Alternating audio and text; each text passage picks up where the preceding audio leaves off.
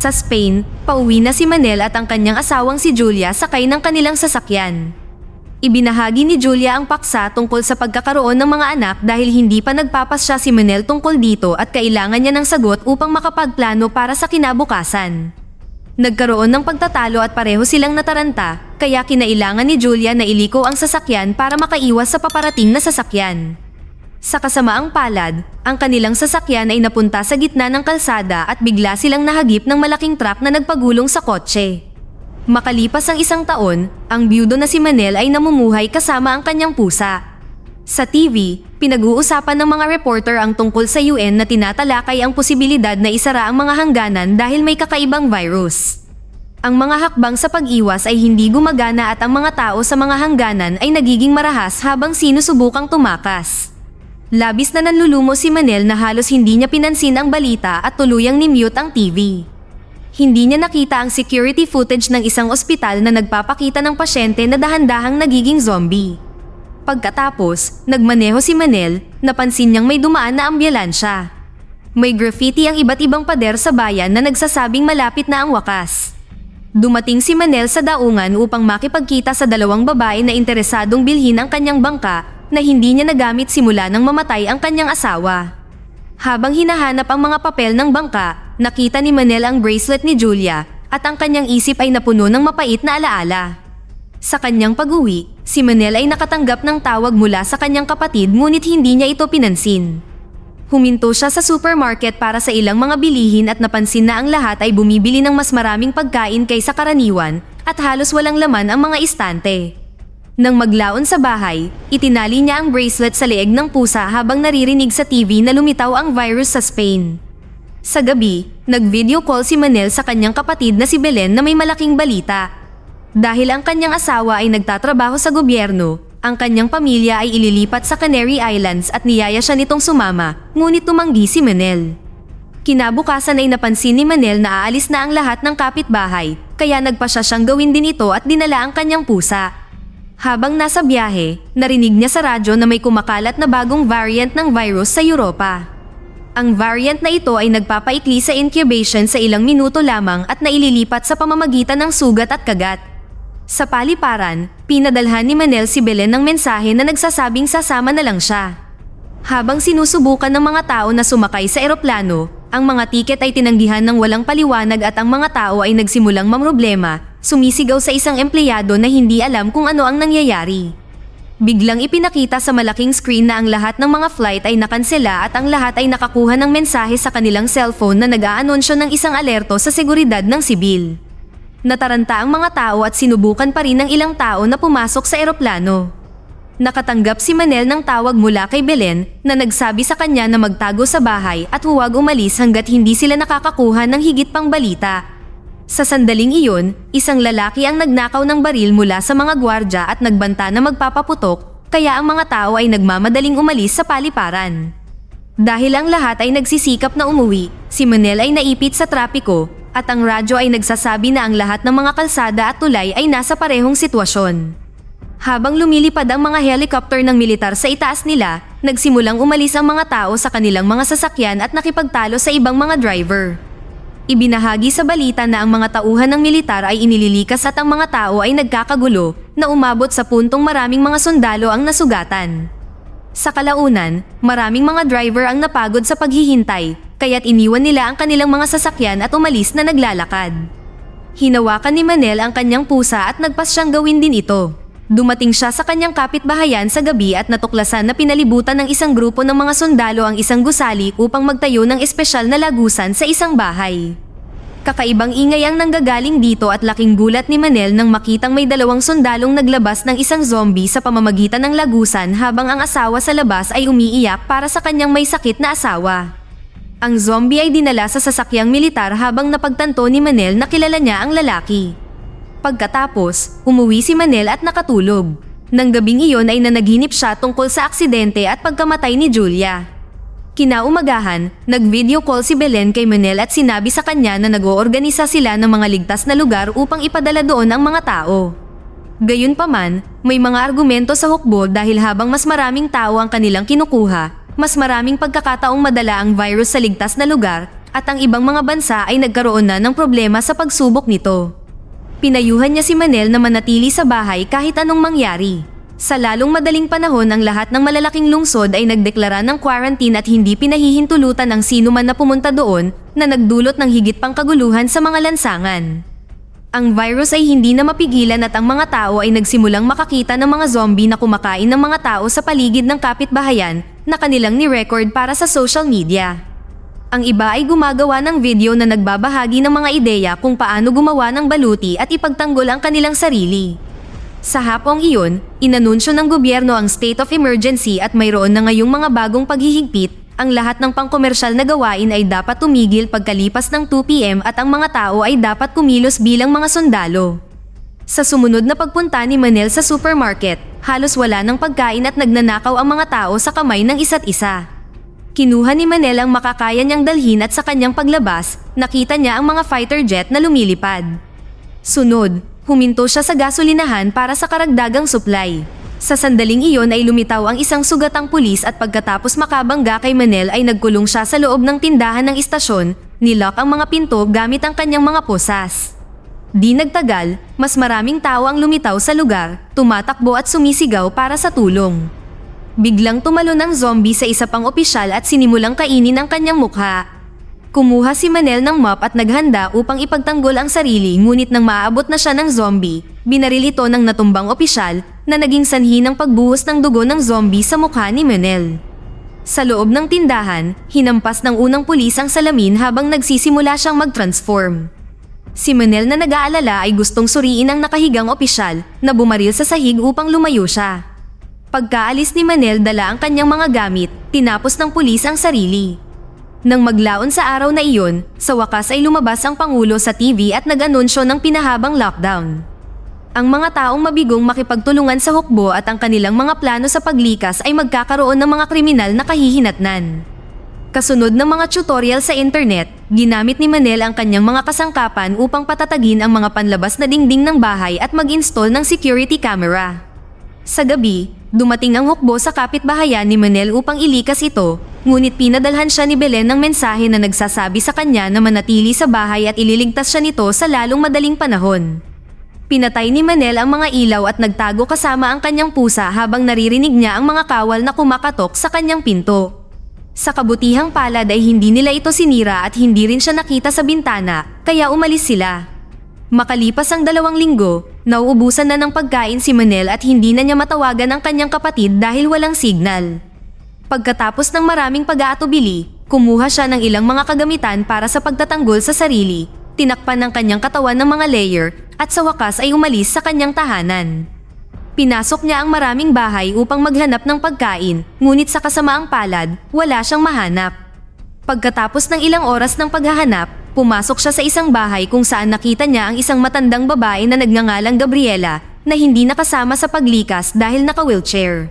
Wala rin siyang pagkain, ngunit sinabi niya sa kanya kung aling mga bahay ang maaaring mayroong pagkain dahil nakita niya ang mga kapitbahay na bumili ng masyadong maraming supply bago ang lockdown. Binisita ni Manel ang bawat bahay sa kanyang listahan at sa wakas ay nagsimulang makahanap ng pagkain at iba pang mga kapaki-pakinabang na supply, kabilang ang isang motor. Salamat sa motor, naglakas loob si Manel na maglakbay pa at nakakuha ng maraming pagkain na ibinahagi niya kay Gabriela. Binigyan din siya nito ng walkie-talkie para makapag-usap sila habang nasa labas siya. Ngayon ay mayroon na lamang isang bahay na natitira upang bisitahin, ang isa kung saan natagpuan ng mga sundalo ang zombie. Walang nakitang pagkain si Manel, ngunit may tangke na may patay na isda sa loob. Bigla niyang naramdaman na may tao sa likod niya at mabilis siyang nagpaputok sa pag-aakalang isa itong zombie. Ito ay isang normal na tao na agad na tumakas sa pag-aakalang agresibo si Manel.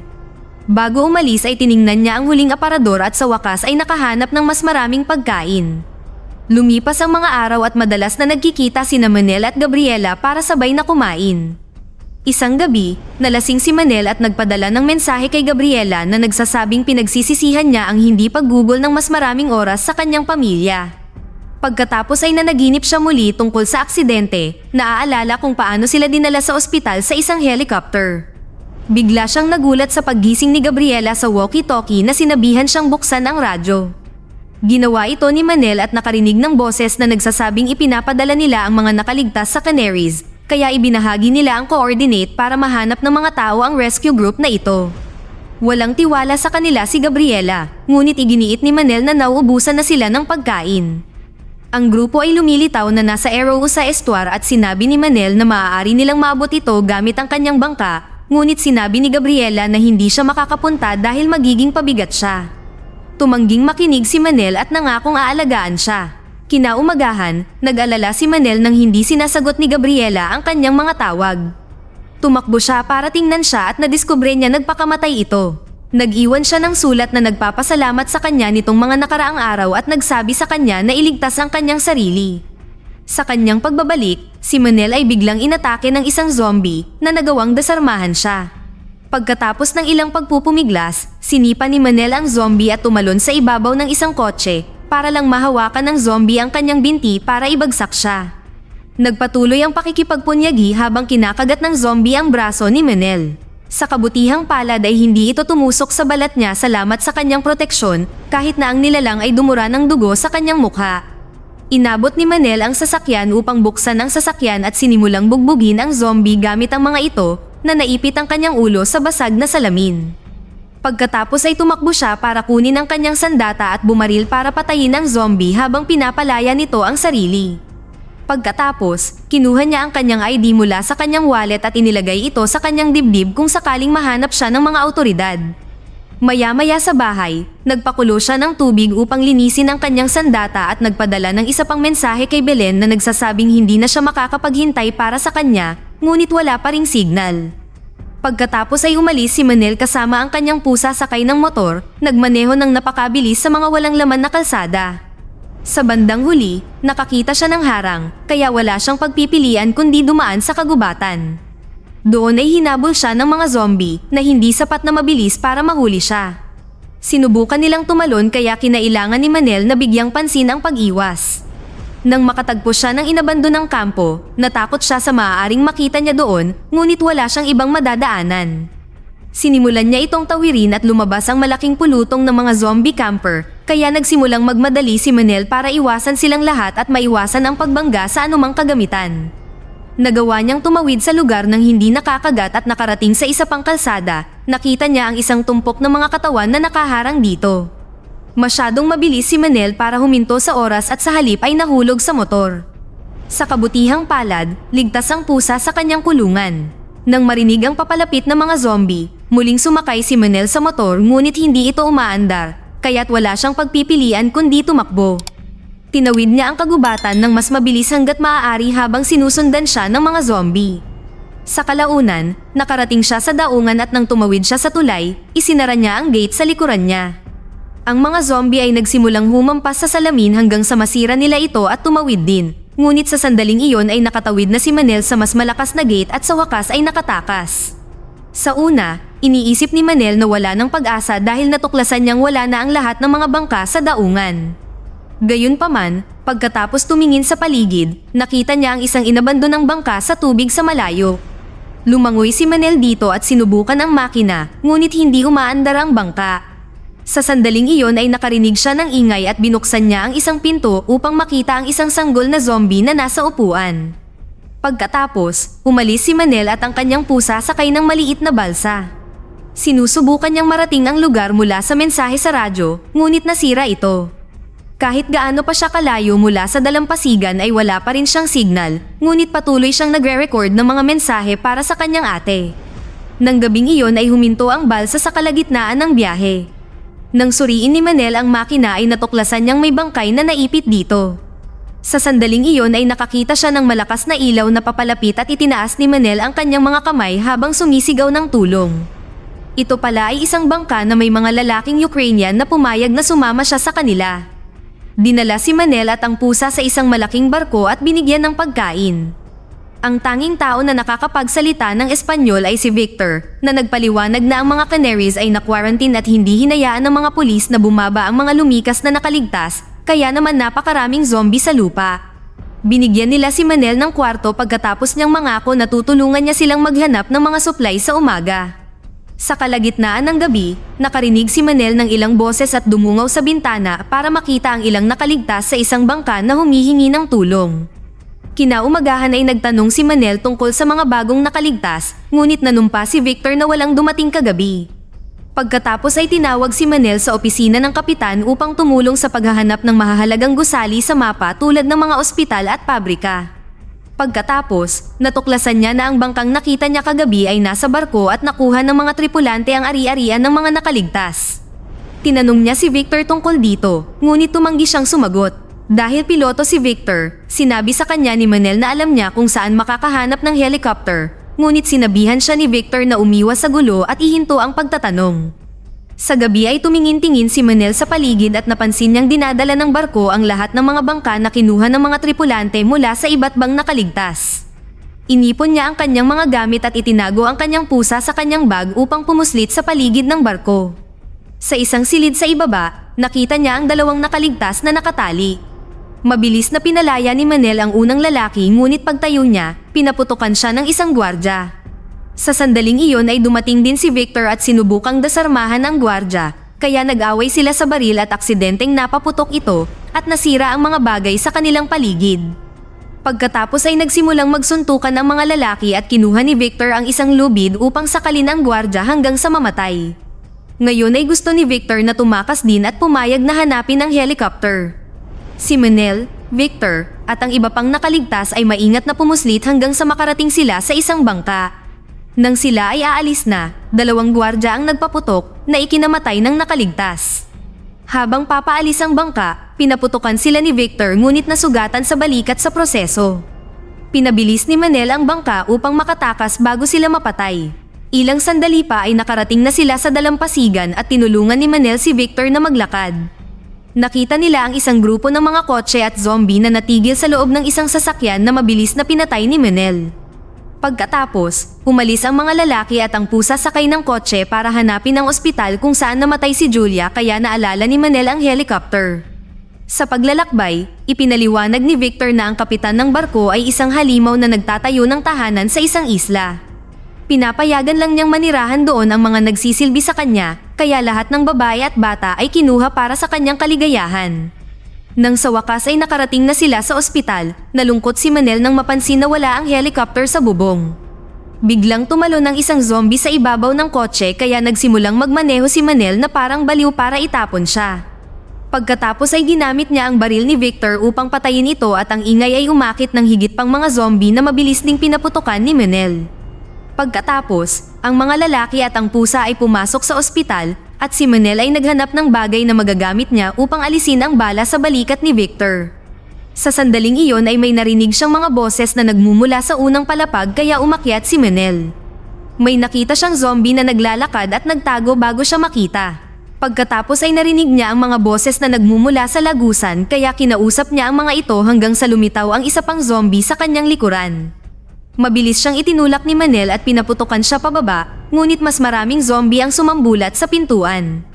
Agad siyang tumakbo pabalik sa paunang silid at siniguradong nakalak ang mga pinto sa likod niya para pigilan ang mga zombie. Sa sorpresa ni Manel, wala si Victor at ang pusa kung saan niya sila iniwan. Nang lumingon siya, bumukas ang isang chute at sinabihan siya ni Lucia na sumama sa kanya. Isinara ng dalawa ang chute at tumakas kaagad bago sirain ng mga zombie ang iba pang mga pinto. Dinala si Manel sa infirmary kung saan sina Nurse Lucia at Sister Cecilia ay kasama si Victor, ang pusa, at 3 anak. Ginagamot ng mga babae ang sugat ni Victor at pinatatag siya. Nang banggitin ni Manel ang helicopter, ipinahayag ni Lucia na nakaparada ito sa likod ng ospital sa quarantine area na puno ng mga zombie. Nang gabing iyon, ibinahagi ng grupo ang maliit na pagkain nila kay Manel na patuloy na iniisip ang tungkol sa kanyang asawa. Pumunta siya sa silid kung saan siya namatay at inalala ang mga huling minuto nilang magkasama. Kinuha din niya ang bracelet mula sa pusa at itinali sa kama ni Julia. Kinaumagahan, pumunta si Manel sa bubong para panoorin ang mga zombie at biglang nakakuha ng signal ang kanyang cellphone, kaya natanggap niya ang lahat ng mensaheng ipinadala sa kanya ni Belen noong nakaraang ilang linggo. Habang nagre-record ng sagot si Manel, nakarinig siya ng pagbaril at tumingin sa labas upang matuklasan na ang mga tripulante ng barko ay pumapatay ng mga zombie para makapasok sa ospital. Nagmamadali si Manel upang bigyan ng babala ang grupo tungkol sa paparating na panganib, kaya nagpa siya silang subukang gamitin ang basement ng ospital upang maabot ang helicopter. Ang basement ay puno ng mga katawan at usok, kaya kinailangang takpan ng lahat ang kanilang mga bibig at ilong habang sila ay gumagalaw. Sa kasamaang palad, ang pinto ay natigil at kinailangan nilang hampasin ito ng palakol upang mabuksan ito. Isang zombie ang lumabas at hinarap si Cecilia para kagatin siya. Hinila siya ni Manel palayo at sinunog ang kanyang mukha sa mainit na tubo bago siya pinatay ni Lucia gamit ang palakol. Ngayon ay nahawaan si Cecilia, kaya sinabi niya sa kanila na magpatuloy nang wala siya at umalis.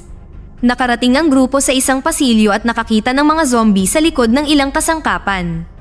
Nagawa ni Lucia na buksan ang pinto nang hindi nag-iingay ngunit isang bata ang nagsalita nang makita niya ang kanyang ina sa isa sa mga zombie. Sa kabutihang palad ay hindi sila narinig at nagpatuloy sa paglalakad sa pintuan, ngunit biglang itinulak ng isang zombie ang ilang mga istante. Ang ingay ay nakaalerto sa iba pang nilalang kaya nagtago si Manel kasama ang bata sa loob ng kabinet habang ang iba ay nasa likod ng pinto. Ang mga zombie ay nagsimulang humampas sa kabinet at sa isang segundo ay tila tapos na ang lahat para kay Manel.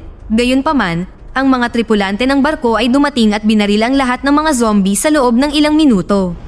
Pagkatapos ng maikling pagtatalo, umalis sila nang walang nakikitang sinuman.